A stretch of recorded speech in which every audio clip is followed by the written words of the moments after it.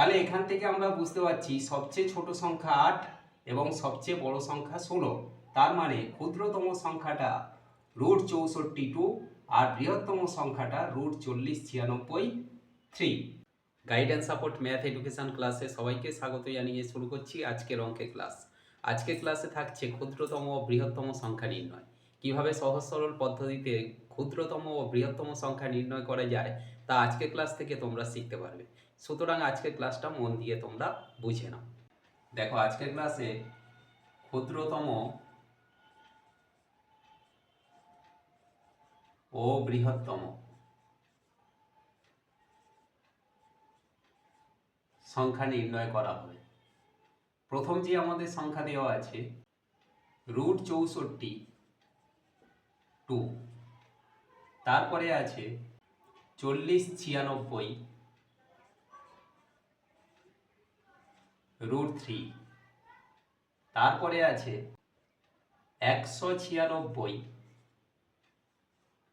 √2। এখন এই তিনটে সংখ্যার মধ্যে ক্ষুদ্রতম সংখ্যাটা এবং বৃহত্তম সংখ্যাটা আমরা নির্ণয় করব। প্রথমে আমরা আসি √64 এটা আমরা কত মান পাচ্ছি। দেখো এই মান ক্যালকুলেট করার জন্য একদম সহজ সরল পদ্ধতি হলো 64-র মধ্যে দুটো সংখ্যা আছে, একটা আছে 6 আর একটা আছে 4। দেখো 6 আর 4টাকে আমরা যোগ করব। এরপরে রুটের বাইরে আছে 2, এই 2টা আমরা মাইনাস করব। তার মানে আমরা এখানে কত পাচ্ছি না 6 আর 4 যোগ করলে 10 পাবো, 10 থেকে 2 বিয়োগ করলে এখানে পাবো 8।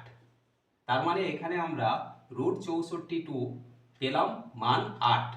এরপরে আমাদের আছে √4096 √3। এটার মান কিভাবে ক্যালকুলেট করব দেখো 4096-এ 4টে সংখ্যা আছে, তাহলে 4টে সংখ্যার মধ্যে 4 আছে, প্লাস 0 আছে, প্লাস 9 আছে, প্লাস 6 আছে, অর্থাৎ সংখ্যাগুলো আমরা যোগ করে নিলাম। এই মূল সংখ্যা থেকে আমরা যে রুট আছে, রুটের বাইরে আছে 3টা বিয়োগ করে দেব। এখানে পাবো 4-এর সঙ্গে 0 যোগ করলে 4, 4-এর সঙ্গে 9 যোগ করলে 9 4 13, 13-র সঙ্গে 6 যোগ করলে 13 6 19, 19 থেকে আমরা 3 বিয়োগ করলে এখানে পাবো কত না 16, অর্থাৎ √4096 এর মান পেলাম কত না 16। এরপরে আমাদের লাস্ট সংখ্যা আছে কত না √196 সমান, এখানে 196 আমাদের আছে 1 9 আর 6, তাহলে তিনটে সংখ্যা যোগ করব 1 + 9 + 6, এর থেকে মাইনাস করব বাইরে যেটা আছে 2। দেখো এখানে পাচ্ছি 9 1 10, 10 6 16, 16 থেকে আমরা 2 বিয়োগ করলে এখানে পাবো 14। তাহলে আমরা এখানে মান পেলাম √196 এর মান পেলাম 14, √4096 3 এর মান পেলাম 16, √64 এর মান পেলাম 8। তাহলে এখান থেকে আমরা বুঝতে পারছি সবচেয়ে ছোট সংখ্যা 8 এবং সবচেয়ে বড় সংখ্যা 16।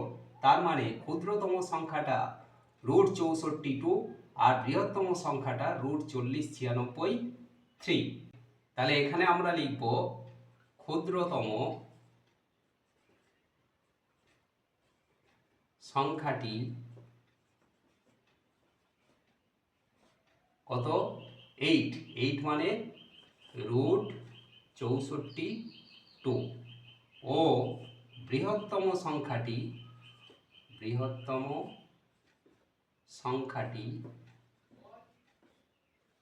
কত না 16 মানে √4096। আশা করি আজকের ক্লাস থেকে এই ক্ষুদ্রতম ও বৃহত্তম সংখ্যা নির্ণয় তোমরা ক্লিয়ারলি বুঝতে পারলে। এমন সব অঙ্কে সহজ সরল ভিডিও পাওয়ার জন্য অবশ্যই গাইডেন্স সাপোর্ট চ্যানেলটিকে সাবস্ক্রাইব করে সঙ্গে থেকো। সবাই ভালো থেকো, সুস্থ থেকো। দেখা হচ্ছে পরবর্তী ক্লাসে, পরবর্তী ভিডিওতে।